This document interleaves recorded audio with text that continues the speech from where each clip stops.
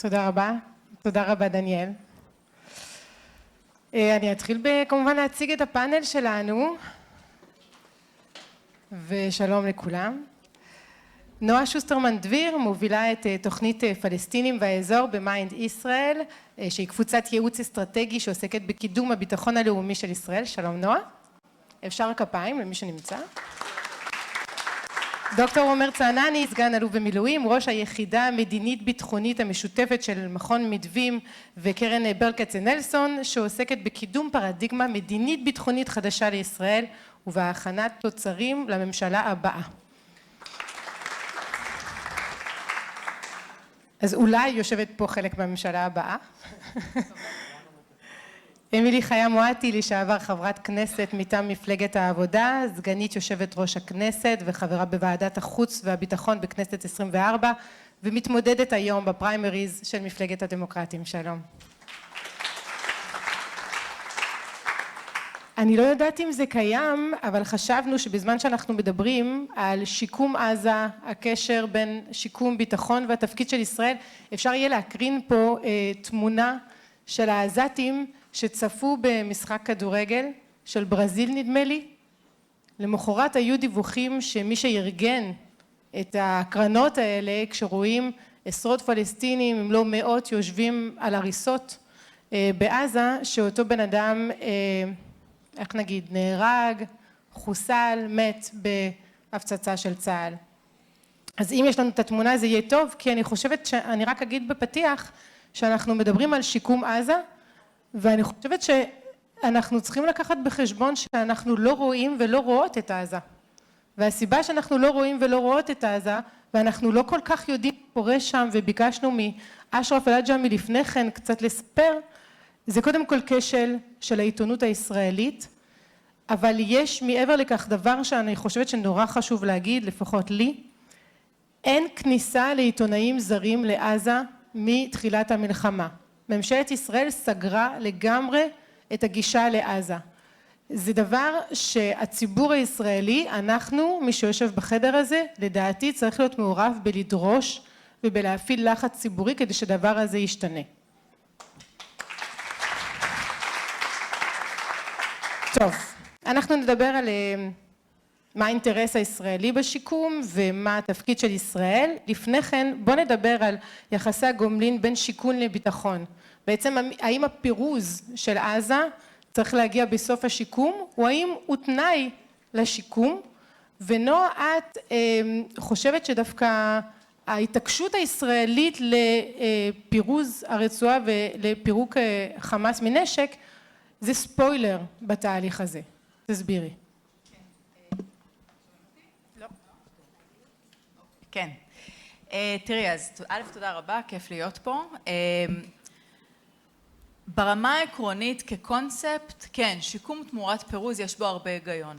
בעצם להגיד לחמאס, אנחנו מדינת ישראל, לא נאפשר לארגון לנצל את השיקום של עזה, עד שלא תתחייבו, שלא לא תנצלו את זה לטובתכם, לא בעצם תנצלו את השיקום כדי להתחמש. סך הכל אמירה שהיא אמירה הגיונית, וגם מול הקהילה הבינלאומית סך הכל יש בקונספט הזה היגיון, כי באמת אף אחד לא רץ לשים כסף על השיקום של רצועת עזה, כל עוד חמאס נשאר שם חמוש, והסיכוי לעוד פעם חידוש הלחימה מול רצועת עזה, ובעצם הריסה של כל השיקום הזה תוך זמן לא רב, זה עדיין נמצא על השולחן. ולכן שוב, קונספטואלית הדבר הזה הוא הגיוני. אבל האופן שבו היום מדברים על שיקום תמורת פירוז הוא בצורה מאוד מאוד מקסימליסטית. זאת אומרת, לא יהיה שיקום, כלום, שום דבר, לא פינוי הריסות, לא מה שנקרא שלב ה-rehabilitation, לא יהיה כלום. בעצם נחיר אחד מעל המים, זה מה שיהיה מותר לעזתים, עד שחמאס יסכים להתפרק מנשקו בסוף התהליך בצורה מוחלטת. גם בנושא של פירוק מנשק. יש כל מיני שלבים, יש מה שנקרא הקפאת נשק, יש נשק קל, יש השמדה של נשק, יש decommissioning, זאת אומרת גם buyback, יש כל מיני מנגנונים שבהם אפשר לעשות את התהליך הזה שנקרא פירוק מנשק. מה באה מדינת ישראל ואומרת? אני לא מכניסה גרגר, עד שחמאס מתפרק בתהליך הסופי שלו. עכשיו, סתם לסבר את האוזן, ניקח את הדוגמה של צפון אירלנד שמאוד אוהבים לדבר עליה, כי באמת היא דוגמה קלאסית, היא מראה לנו טיפה על איך תהליך כזה יכול לעבוד בצורה טובה. לקח 7 שנים מהחתימה על הסכם שישי הטוב, עד שהתחיל תהליך הפירוק מנשק, עד שהוא התחיל, לא עד שהוא נגמר, עד שהוא התחיל, ו13 שנים סך הכל. זאת אומרת, כל הדבר הזה, יש לו אורך נשימה מאוד מאוד ארוך. באה מדינת ישראל ואומרת, אני לא עושה כלום, עד שהדבר הזה לא נגמר. ומה קורה בזמן הזה? אני מניחה שעוד נדבר קצת, וגם שמענו את אשרף מדבר על המצב בעזה, אבל בסוף 1.6 מיליון איש חיים באוהלים. אין סניטציה ברצועת עזה, ואנחנו נדבר על זה טיפה בהמשך, אבל חשוב להבין שהזמן פה הוא סופר סופר קריטי, ולכן הווטו הזה שישראל שמה, הוא בסופו של יום גם לא מאפשר לעשות, בעצם לא לנוע, לא ימינה ולא שמאלה. עומר, אתה אומר שהפירוק של חמאס מנשק הוא לא יכול לקרות רק באמצעים צבאיים, ואתה מדבר על דה-לגיטימציה של חמאס. נכון, וזה מתכתב היטב עם, קודם כל שלום לכולם, זה לא טריוויאלי שהאולם מלא כשאנחנו מדברים על עזה, זה מאוד משמח אותי ונותן תקווה. כן, אני אמשיך את הקו של נועה, ואני רוצה להגיד, הסיפור, וזה גם מתכתב עם מה שהשרה לבני אמרה, הסיפור הזה של צעדים קטנים מאפשר לספוילרים לתקוע את התהליך. זה לא עובד. הסיפור הזה, אם אתם זוכרים, יש רשימת דרישות של מועצת השלום מישראל, שאומרת תעשו 1, 2, 3, זה לא עובד. הסיפור חייב להיות סיפור מערכתי, בגישה מערכתית, וכל עוד אנחנו לא מחברים, connecting the dots, קודם כל את השיקום, את הסיפור של אופק מדיני, את הסיפור של שלטון חלופי לחמאס, את כל הסיפורים ביחד, לא יקרה כלום. ואמרנו את זה אגב בתחילת המלחמה, עוד בתוכנית הראשונה שהוצאנו בפברואר 2024, ברגע שאומרים הרשות לא נכנסת, הכל מתפרק. אף גורם לא ייכנס לממן, אף גורם בחמאס לא יגיד, אוקיי, אני מקבל את צו השעה, אני מקבל את הנרטיב החדש, ואני מוכן להתפרק. כל הדברים האלה לא יקרו. אבל אני רוצה לקחת את זה עכשיו לכיוון החיובי, מה צריך לקרות. אז אני אדבר קודם כל ב-level עקרוני, ב-level על, ואז אני אתן דוגמה ספציפית לנושא הייבוש של חמאס, שעליו אנחנו פחות מדברים, והוא אולי אחד הנושאים הכי קריטיים. אבל אני אתחיל קודם כל 3 תנאים מרכזיים, וזה שוב מתכתב עם מה שנועה אמרה. 1, להכריז שהרשות הפלסטינית היא השלטון החלופי של חמאס. ממשלת ישראל לא רואה ברשות הפלסטינית שלטון חלופי לחמאס.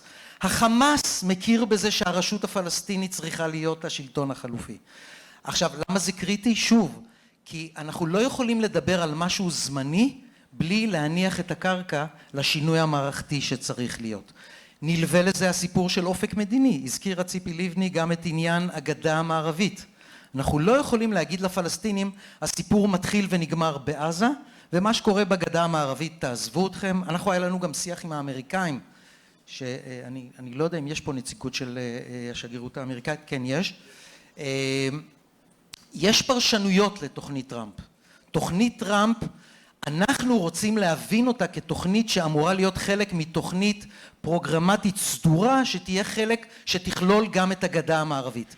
אם אתם קוראים בדקדקנות את 20 הנקודות, לא בטוח שאפשר להבין את זה משם, וזה לא סתם קרה, זה קרה בשיח עם נתניהו, שגרם לזה לקרות עמום לסעיפים 19, 20, 18 וכו'. והדבר השלישי, וזה לגבי חמאס, זה הגישה של DDR, אותה דוגמה שנועה נתנה, הסיפור הזה של disarmament, demobilization ו-reintegration, אני דיברתי עם 5 אנשים שהובילו את התהליכים האלה ברחבי העולם. חלק כשלו, חלק הצליחו. והם אמרו לי את 2 המסקנות שלהם. ברגע שאין מעטפת מדינית ואין מעטפת כלכלית, הדבר הזה לא מצליח. צריך גם שילוב של גם לחצים וגם תמריצים, ואז אתה מצליח לנוע קדימה. ופה אני מתחבר למה שאת אמרת קודם. הסיפור הזה של חמאס, הוא גם ארגון שנסמך בראש ובראשונה על הלגיטימציה ברחוב הפלסטיני. כשהרחוב הפלסטיני, וראינו את ההפגנות שהיו בעזה, כשהרחוב הפלסטיני יבינו שיש אופק אחר, שיש כיוון אחר, שיש נרטיב חדש, הם יצביעו ברגליים נגד חמאס, וחמאס לא יוכל לעמוד מנגד, ולכן זה הסיפור. ועכשיו אני רוצה רק ממש בכמה מילים לתת דוגמה קונקרטית לסיפור של ייבוש חמאס, שהוא ממש קריטי, וזה מראה כמה הגישה המערכתית היא מתחייבת. יש פה 3 דברים שצריך לעשות, ופה אנחנו אגב מפרסמים נייר חדש של יצחק גל, שלשמחתי נמצא איתנו כאן, מומחה לכלכלה, ליחסים כלכליים ישראלים פלסטינים וישראלים עם מדינות ערב, נייר שיופץ ממש בימים הקרובים. למשל, בואי ניקח את כל הסיוע. כל מנגנון הסיוע, מי שלוקח כיום את מס היבוא, מיסי היבוא, זה הרבה כסף, זה חמאס. גם היום, מי שלוקח את מיסי היבוא, זה לא שיש גורם אחר שמצליח להתגבר על כך. עכשיו, כדי לקחת את מיסי היבוא חייבים מנגנון. המנגנון קיים, קוראים לו הרשות הפלסטינית מתוקף הסכמי פריז, מהסכמי אוסלו. אבל אנחנו מסרבים לקבל את הסכמי פריז. זאת אומרת, זה דוגמה אחת לאחד המרכיבים המשמעותיים ביותר. דוגמה שנייה, כל הסקטור הציבורי, שהוזכר, אם אתם זוכרים, חמאס שאמר שהוא מוכן לוותר על השלטון, אבל להשאיר את המנגנון הציבורי בעינו.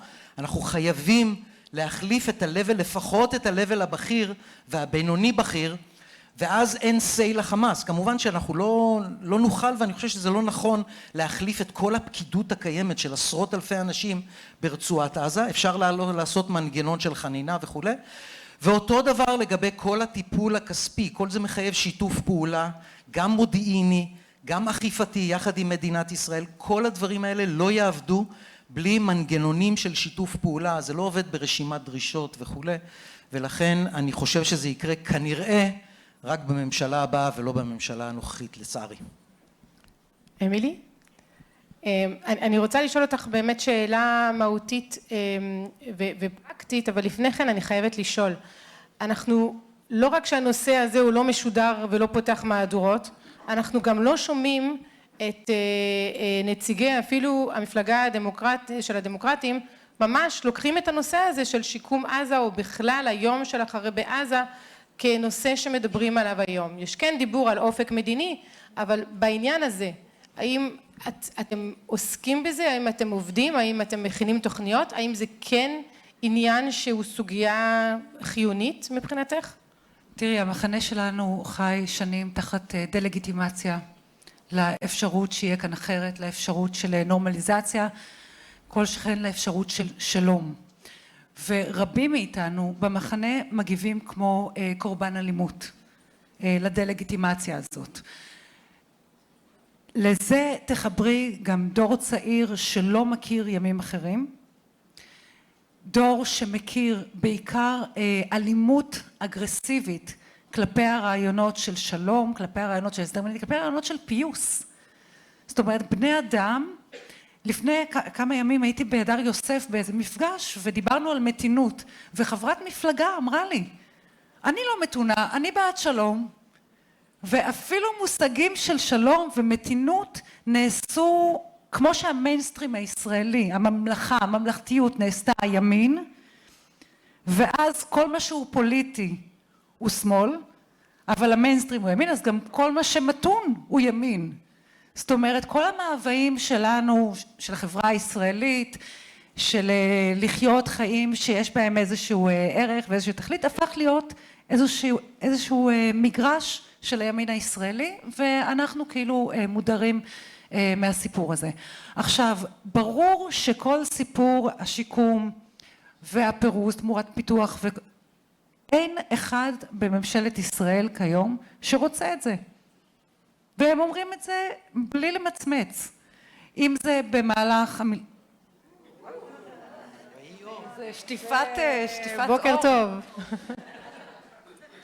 אם זה בתקופת המלחמה, גם לפני אגב, אם זה היום בזמן בחירות, שהנושא המדיני חזר להיות הנושא שהס מלהזכיר, בסופו של דבר מה שאני חושבת שצריך לעשות, אני סליחה על המילה, לתכלל, זאת אומרת אין גורם אחד מטעם הממשלה שמעוניין לתכלל את האירוע הזה שנקרא היום שאחרי. וכשאני אומרת לתכלל, אני מדברת גם על תקצוב וגם על לוח זמנים ויעדים. כרגע יש את 20 הנקודות של טראמפ, 15 הנקודות של נדנוב. אנחנו במין מעגלים כאלה של דיבורים שנעשים לנו מעל ראש, כולם מרוצים. מהצד שלנו אין לאיש מושג מה לוח הזמנים, ולזה תוסיפי עיסוק אינטנסיבי ותקופת בחירות, ולזה תוסיפי את כל מה שאמרתי מקודם על הדלגיטימציה, ותקבלי צד אחד שעסוק בסיפוח דה פקטו, ובדברים חמורים הרבה יותר מזה, אני לא מדברת על תחזוק יומיומי של הטרור היהודי בשטחים, קריצות ותחזוקים, וצד שני שנלחם על החיים שלו, ובתוך זה מתעדף את הנושא המדיני כמעט אחרון בסדר העדיפויות למרבה הצער. ונקפוץ קדימה, נניח הממשלה מתחלפת, יש תוכנית מוכנה? אני זוכרת, בפעם האחרונה, כשאת היית חברת כנסת, את הגשת הצעת חוק לנציבות שלום,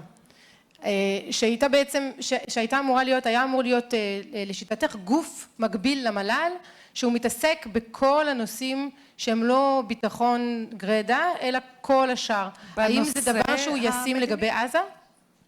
קודם כל, בוודאי, ומה שנוכחתי תוך כדי, שאגב גם ציפי לבני, גם אהוד אולמרט שאמור להגיע לכאן, מאוד תמכו בהקמה של נציבות כזאת, גם אהוד ברק. מה שנוכחתי תוך כדי תנועה, בנט הוריד את זה מסדר היום, פניתי לעיסאווי פריג' שהיה השר לשיתוף פעולה אזורי, והוא אמר לי תכיני תקציב, רצים עם זה. ביום ראשון שלפני פיזור הכנסת הוא אישר את התקציב להקמת פיילוט של נציבות השלום. זה אומר בגדול שחבר כנסת מסוגל לקבל כאלה החלטות ולממש אותם ולהשתמש בתקציבים של משרדי ממשלה, ואני מתכוונת לעשות את זה פחות או יותר בשבוע הראשון לכהונתי בכנסת הבאה. הרעיון הוא שיהיה גוף עצמאי שמסונף לאחד ממשרדי הממשלה הרלוונטיים ויעסוק בסוגיות של תשתיות, אנרגיה, חינוך, בריאות וכל מה שזה אומר. לצד השני יש גופים כמו הצבא, המל"ל וכולי, אבל הרעיון הוא באמת לא גוף מתחזק, לא גוף שעכשיו 10 שנים קדימה, אלא שיש לו לוח זמנים ויעדים. תוך שנה אלו הדברים שצריכים לקרות. אז תוך שנה אותו גוף צריך להגיש לראש הממשלה תוכנית רלוונטית שנדון בה גם תוך כדי תנועה. זאת אומרת, הם יושבים עם מקביליהם הפלסטינים, ויש מקבילים פלסטינים לרעיונות האלה, וחוזרים בהתחלה לשר הממונה, ואז בסוף התהליך מקץ שנה לראש הממשלה. אגב, לא המצאתי את הגלגל, בואי, הסכם אוסלו גם התחיל מדיונים בחדרי חדרים ומטיסות הלוך חזור של יוסי בלין וגורמים נוספים.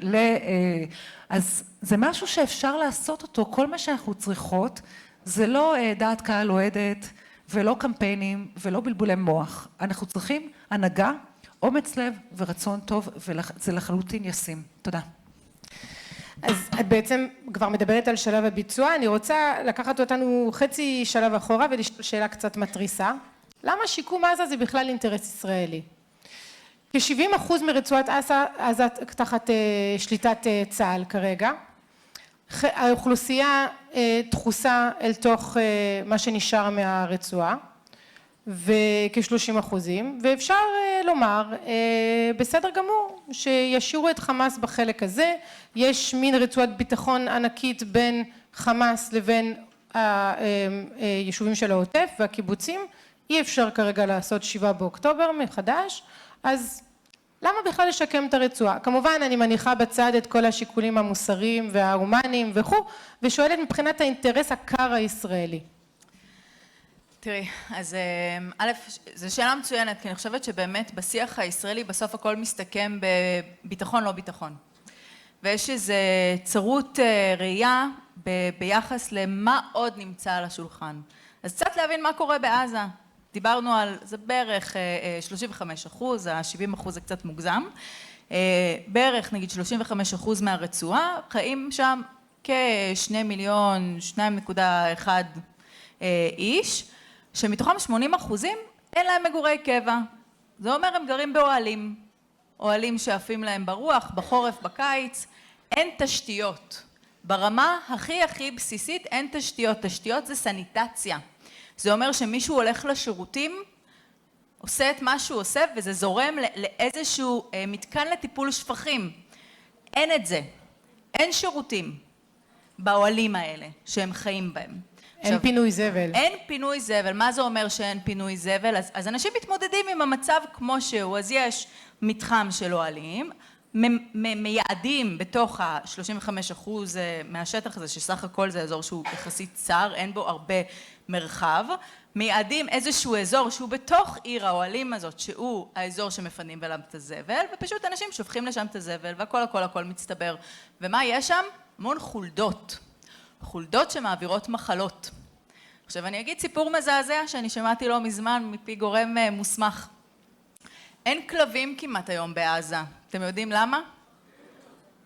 לא אכלו אותם, הם פשוט התחילו לתקוף ולהעביר מחלות והם פשוט הרגו אותם. אז אחת הסיבות שהיום יש חולדות זה לא רק הזבל ושאין סניטציה, אלא גם כי אין בעצם מה שימנע את ההתפשטות, כי אין כלבים וחתולים שיכולים למנוע את ההתפשטות של אותם חולדות. ואלה התנאים שאנשים חיים בהם. עכשיו, שוב, אני שמה בצד כמוך את הסיפור המוסרי. מה קורה בתוך תא שטח כזה מבחינת מחלות? אותם אנשים שאולי אנחנו מייעדים אותם ביום מן הימים לעבור לאזור הירוק, הנקי מטרור. איזה מחלות יש להם? אנחנו רואים לאט לאט חזרה של מחלות שלא ראינו. השפכים האלה בסוף מוזרמים לים, ליד מתקן התפלה של אשקלון. אלה המים שאנחנו שותים אותם. זאת אומרת, יש פה ראייה, ודווקא אנחנו עם מכון הערבה, באמת ההסתכלות הסביבתית פה היא סופר חשובה. להבין שבסוף הדבר הזה הוא לא מוכל, זה שנשים גדר לא אומר שזה נגמר בתוך הגדר. יש פה הרבה מאוד שיקולים שצריכים להטריד אותנו, וגם כמובן הסיפור של הלגיטימציה הבינלאומית. בסוף אם אנחנו רוצים, עזבו רצועת עזה, כל מהלך שיש לנו היום, מול החות'ים, מול האיראנים, מול לבנון, מול סוריה, הדבר הזה, כשהקהילה הבינלאומית מסתכלת עליו, וככה היא מזהה אותנו, יש לנו בעיה מאוד גדולה מבחינת השיח הבינלאומי, לא רק במדינות הערביות ובמדינות אירופה, וגם היום בארצות הברית, שאנחנו מאבדים את החברים הכי טובים שלנו. והדבר הזה הוא דרמטי, ואנחנו לא מפנימים אותו, כי אנחנו, כמו שאמרת, הציבור הישראלי לא יודע מה קורה ברצועת עזה, וכשמנסים לספר לו, הוא כועס שמספרים לו מה קורה ברצועת עזה. ואני חושבת שיש לנו אחריות לנסות כמה שיותר כן לדבר על זה, ולהסביר את זה, ולהסביר את זה באמת אולי בפרספקטיבה שהיא לא מוסריסטית, עם כמה שבאמת אני כן חושבת שזה חשוב, אבל באמת של איך הדבר הזה משפיע עלינו בחשיבה קדימה. אמילי, רצית להוסיף? אז רציתי להוסיף, לפני שנועה דיברה על העובדה שאנחנו בסוף יחידה גיאוגרפית אחת, ואי אפשר להתעלם מזה. אבל גם אם לא היינו יחידה גיאוגרפית אחת, אם יורשה לי לסטות לאזור של המוסר, בסוף בני אדם שחיים בסבל, אין שום היגיון שכמה מטרים ספורים משם, בני אדם יישארו אדישים לסבל שלהם. זה פשוט, כאילו, הרעיון שאנחנו יושבים פה כולנו שחקנים ניטרליים, אנחנו לא שחקנים ניטרליים, אנחנו לא בני אדם ניטרליים, וסבל של האחר מסב לנו סבל. ואז גם זה אינטרס ישראלי, זאת אומרת, גם להיות כל הזירה הבינלאומית, אני בכלל חושבת שהסכסוך הישראלי-פלסטיני זה הגזע הכי רעיל שממנו מסתעפים הענפים שמרעיפים את כל החברה הישראלית. וזה משפיע על הפערים החברתיים, וזה משפיע על המצב הבינלאומי של ישראל, וזה משפיע על הבריונות ברחוב, אבל גם האפשרות הקטנה הזאת של להיות חברה מוסרית יותר, להיות חברה שערה לסבל של האחר, שמתקשה לראות אותו, שנותנת כתף, גם לזה יש ערך. אבל רגע, אז תשלים, אבל כבר סימנו לנו שנשארות רק 10 דקות, וזה היה לפני 1.5 דקות, אז אני כן אקח אותך לנושא הבא, תשלים מה שאתה רוצה ותקפוץ לנושא הבא. אני אגיד מה שאני רוצה. בדיוק, לא, אבל תענה לי. בוא נדבר על התפקיד של ישראל והתפקיד של הקהילה הבינלאומית, ארצות הברית בעיקר. יש את ה-CMCC בקריית גת, יש את מועצת השלום. ראינו שכשדונלד טראמפ רוצה שתהיה הפסקת אש בלבנון, יש הפסקת אש בלבנון. והשאלה היא, האם, וראינו שבוע שעבר היה דיווח על כך שארצות הברית העבירה מכתב דרישות לישראל, בין היתר לאפשר ל-NCAG להיכנס ולהעביר כספים ל-NCAG וכו'. האם ארצות הברית יכולה ללחוץ על ישראל, צריכה ללחוץ על ישראל? מה התפקיד פה של הקהילה הבינלאומית ומה הצעדים שישראל צריכה לעשות, לא עושה, כדי שהמצב יתקדם? יש לך 2 דקות, סתם. אני פסימי, אני לצערי פסימי לחודשים הקרובים, כי כמו שגם נאמר פה קודם, כל העיניים הוסטו לכיוון איראן, מיצר הורמוז, יש בארצות הברית בחירות קונגרסיאליות, טראמפ נמצא במקום אחר. אני חושב שאם לא היה את הסיפור האיראני, יכול להיות שהיינו במקום אחר. אני לא חושב, שוב, התפקיד הישראלי הוא כל כך קריטי בכל התקדמות, שאי אפשר לאכוף על נתניהו לאהוב את התהליך ולקדם את התהליך, כשהוא בא ואומר וממשיך להגיד ולהתגאות בזה שישראל עברה מ-53% שליטה בשטח ל-70% בשטח, ולהצהיר שרצועות הביטחון זה הדבר הכי חשוב של מדינת. זאת אומרת, לא השתנה משהו בבסיס, ולכן אני לצערי פסימי בעניין הזה. אני רוצה לחזור רגע למה שוב, אני פסימי לגבי החודשים הקרובים. אני חושב, יש תוכניות סדורות, אנחנו מכינים תוכניות סדורות, גם לממשלה הבאה, אנחנו גם מפרסמים חלק מהדברים, גם לגבי הגדה המערבית, גם לגבי רצועת עזה, וברגע שישראל תחליט ליטול יוזמה על הדברים, אז אנחנו גם נראה שזה נעשה בצורה שבאמת מקדם את האינטרס הישראלי, שבאמת מפרקים את החמאס ובאמת מפרזים וכו'. רגע, תוכניות שהן במסגרת ה-20 נקודות או שהן אחרות? לא, תוכניות לממשלה הבאה, שמסתכלת גם על רצועת עזה, גם על הגדה המערבית, חלקן הוזכרו לאחרונה על ידי סמוטריץ', כמו למשל קיפול לאחור של הסיפוח, כמו למשל פינוי מאחזים וחוות לא חוקיות ועוד הרבה דברים, תוכנית מערכתית לטפל בנוער הגבעות, אבל גם לגבי רצועת עזה, תוכניות שלמות לגבי איך מקדמים את הנושא, לא באמצעות הענות לאמריקאים, אלא באמצעות נטילת יוזמה של ישראל לאיך נכון לקדם את תוכנית טראמפ, איך נכון להגדיר את הרשות הפלסטינית כאינטרס ביטחוני חיוני של מדינת ישראל. אגב, זה לא דברים שאני אומר, זה דברים שיואב גלנט, שר הביטחון הליכודניק, אמר, וזה אחת הסיבות שהוא לא המשיך להיות שר ביטחון. זה דברים כל כך בסיסיים. אגב, בעבר כשדיברנו, וציפי לבני דיברה קודם על התקופה של 2014, 2015, עוד לפני שהדברים הלכו והידרדרו, היה ברור שאינטרס העל של ישראל זה שהרשות הפלסטינית תחליף את החמאס ותחזור לרצועת עזה. היום זה רחמנא ליצלן, זה נתפס כמשהו. אני רוצה לחזור רגע ולהגיד מזווית אחרת, נאמרה פה זווית מוסרית ונאמרה פה זווית סביבתית, ביטחונית. לא עובד המצב שבו שני יריבים נמצאים על חלק כל כך קטן של אדמה, ובו צד אחד סובל בצורה כזאת ולא מממש שום דבר מהאינטרסים שלו, והצד השני רוצה לקבל ביטחון, זה לא עובד. עכשיו אני רוצה להחזיר אותנו לאחרי מלחמת ששת הימים. כבר בימים הראשונים אחרי מלחמת ששת הימים, המצרים שידעו היטב שישראל היא הכי חזקה באזור, זה גם המצרים וגם הסורים, התחילו בפעולות טרור שלאחר מכן גברו, אחרי זה מלחמת ההתשה, אחרי זה מלחמת, זה לא יעזור. סטטוס קוו יציב קורה רק כאשר היריב מרוצה. עכשיו היריב, אני לא מדבר על חמאס, אני מדבר על העם הפלסטיני. העם הפלסטיני, כשימומשו השאיפות שלו, או לפחות יהיה אופק למימוש השאיפות, אז אנחנו נקבל משהו מהדברים שאנחנו רוצים. נועה, נקודה בקצרה, כי אין הרבה זמן, אבל בעיניי נקודה חשובה.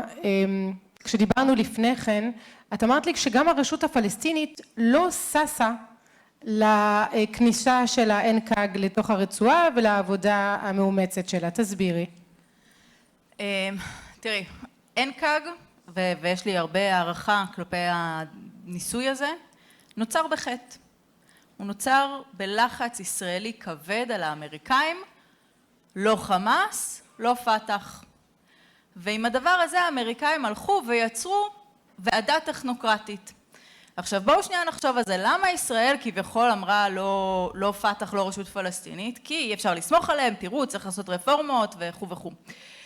עכשיו, אי אפשר לסמוך עליהם, הם צריכים לעשות רפורמות, אז במקום זה אנחנו נביא יש מאין, אנשים חסרי כל לגיטימציה ציבורית, שמעולם לא עברו בבחירות ולא שימשו באף תפקיד ציבורי במקום שבו הם חיים, אלא באמת היו טכנוקרטים, אנשים שיודעים את העבודה אבל הם לא אנשים ציבוריים, ונדרוש מהם עכשיו להקים ישות אין מאפס, שתהיה כל כך חזקה שהיא תוכל לאתגר את חמאס ולשקם את רצועת עזה בתקציב של 70 מיליארד. במנותק מהרשות, בלי שום חיבור לישות הזאת, שעם כל באמת הביקורת גם הלגיטימית שיש לנו כלפיה, בסופו של יום היא רשות ממוסדת, שיודעת לעבוד, שיש לה אינטראקציה עם הציבור, שהיא חיה בתוך עמה. ולכן הדבר הזה, כרגע הרשות מסתכלת עליו ואומרת, חבר'ה, אתם כפיתם עלינו את ה-NCAG הזה, אנחנו רצינו להיכנס לרשות, היו תוכניות מהרגע הראשון, איך הם נכנסים לתוך הרצועה, אתם כפיתם עלינו את הנושא הזה. בבקשה, נראה אתכם מסתדרים. אתם לא רוצים להכניס אותנו? תסתדרו לבד. עכשיו, מה לאט לאט ה-BOP מגלים, מועצת השלום? שאין כל כך אנשים שרצים לממן את הניסוי הזה של הנשיא טראמפ. שישות משפטית לא מאוד מאוד ברורה, שספק יש בה גם כל מיני אלמנטים של שחיתות ונפוטיזם, מדינות לא זורקות על זה כסף. איחוד האמירויות היו בין היחידים שא' אין להם מנגנוני שקיפות יותר מדי של תקציבים, אז הם יכולים גם להרשות לעצמם להעביר את הכסף, רק שעכשיו הם עסוקים בהורמוז. אז אין כל כך אף אחד שזורק על הדבר הזה כסף. האמריקאים, הקונגרס לא מאשר את מרבית העברות שטראמפ התחייב אליהם, פשוט שוב כי זה עניין של רגולציה והמחוקק האמריקאי לא סס להעביר כסף לישות שלא כל כך ברור מה הסטטוס החוקי שלה.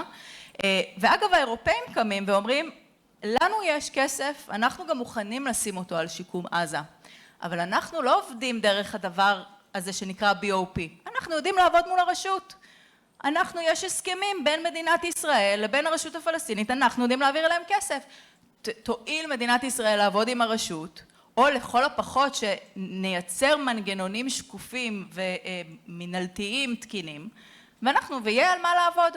אז כרגע אנחנו נמצאים באיזה מין לימבו כזה, שבאמת הכל תקוע מהרבה סיבות, והרשות אומרת, אוקיי, צומוד, אנחנו בעמידה איתנה. ביום מן הימים גם האמריקאים יבינו שבלי הרשות הפלסטינית הדבר הזה פשוט לא מתרומם. אני חושבת שמה שאנחנו מכנות לימבו, כאילו טעות הובילה לטעות, אני חושבת שזו הייתה המדיניות של נתניהו מ-day one. הוא רצה שזה ייחשל, והוא כבר הצליח לצפות את התגובות של הרשות הפלסטינית לכל הרעיון הזה, והנה זה מתמוטט לנגד, זאת אומרת, הנה זה לא מצליח. אבל זה לא כי היו כאן כוונות טובות ונפש חפצה, ואיכשהו זה לא... נתניהו עשה את כל זה כדי להכשיל את הצעדים האלה ולהרוויח זמן, והתוצאות למרבה הצער לפנינו. אז אתה תסגור, כי נשאר. אבל אני לא יודעת אם התכוונת, אבל נועה נגע בשאלת הכסף והמעורבות של השחקניות האזוריות, שעכשיו עסוקות במה שקורה אצלן בבית. כן, היום באירופה, נכון, הציוות האירופי, רשמתי לי, הודיע להעברת כמעט $1 מיליארד, כסף שאמור לבוא לסיוע בעזה, זה מדינות אירופה, יפן, הבנק העולמי והבנק האירופי להשקעות. אבל הכסף הסעודי הגדול, האמירתי, הוא לא מגיע, ואני מוסיפה לזה ממש כדי לסגור, בעיקרון יש את סעיף 17 בתוכנית טראמפ, שאומר שאם חמאס לא מניח את הנשק אפשר להתקדם בלעדיו, באזור שכבר צה"ל נמצא בו, אמרנו, בין 60% ל-70% מהרצועה, למה הפיילוט של רפיח שדובר עליו להגיד לא יוצא לפועל? למה בעצם שום דבר לא מתקדם בהנחיית ארצות הברית? אני חוזרת לשאלה הזאת. זאת שאלה מצוינת. אני כבר זוכר את השאלות האלה ואת הדינמיקה הזאת כבר חצי שנה בערך. אנחנו גם בשיח גם עם האמריקאים ומדברים איתם על זה, והדברים לא קורים כי לא רוצים שהם יקרו, כמו שנאמר פה, זאת מדיניות מכוונת. הסיפור הזה של פיילוט ברפיח, אני מכיר אותו כבר מעל לחצי שנה. ועדיין החומרים של הדואל יוס תקפים גם לגבי הכנסת חומרים לרפיח, שזה בשטח לכאורה בשליטה מלאה ישראלית, ועדיין זה לא קורה. אני חושב שזה לא יעבוד. אגב, זה גם לא יעבוד ברצועת הביטחון בלבנון לדעתי, הפיילוטים האלה. זה שונה מאוד, אבל זה לא עובד, כי אנחנו צריכים את אותו שינוי מערכתי שאני דיברתי עליו. עכשיו, אני רוצה להכניס פה עוד מימד שהוזכר, אני חושב, על ידי אשרף אג'רמי. יש בסוף את ההבנה, את הצהרת הכוונות, אבל יש בסוף כמה מהלכים אסטרטגיים שהם לדעתי game changers שבאמת ישנו את הדברים, גם בהקשר של הרשות הפלסטינית. ופה אני רוצה לדבר על הבחירות. יש פה שאלה. יש כאלה שטוענים, אופוזיציונרים, שמדברים על זה שבלי בחירות כצעד ראשון לא יתקיים כלום. בחירות איפה? כי הבחירות לנשיאות ברשות הפלסטינית, יש לנו עוד מעט בחירות בנובמבר אם אני לא טועה, אבל לפלסטינים, תכף נדבר, אני לא מדבר על אצלנו, כן. אבל עוד לא מדברים על הבחירות לנשיאות. עכשיו, הבחירות לנשיאות יכולים להניע תהליך שבו יהיה תשובה לכאורה מלאה להגיד, הנה, אתם אומרים שהרשות הפלסטינית היא מושחתת, היא כבר לא ראויה וכו', אז בואו נעשה את הבחירות כמה שיותר מהר. יש גישה אחרת שאומרת, אנחנו חייבים שהבחירות יהיו על קרקע שהציבור הפלסטיני יודע במי לבחור, כי יש שתי דרכים. המוקאוומה, המשך ההתנגדות שהובילה אותם לאסון כמו שהיא הובילה, או איזשהו לבחור באנשים שדוגלים באופק מדיני ובשתי מדינות שחיות זו לצד זו.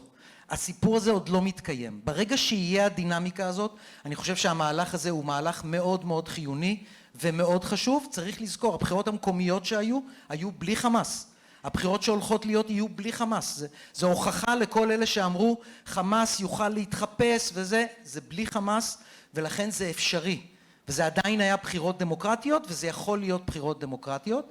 הדבר השני, הוזכר פה הגדה המערבית, המימד האסטרטגי השני זה החיבוריות בין עזה ליהודה ושומרון, לגדה המערבית, לא כרגע, אבל בהמשך, שוב, ברגע שאנחנו שמים הנהגה פלסטינית חדשה והבנה שהרשות הפלסטינית זה לא רק עזה, אלא זה עזה והגדה המערבית, אז אנחנו כבר בדרך הנכונה, ואם לא יהיה שני הדברים האלה, אנחנו נשאר תקועים במדמנה הזאת של תקועים במקום.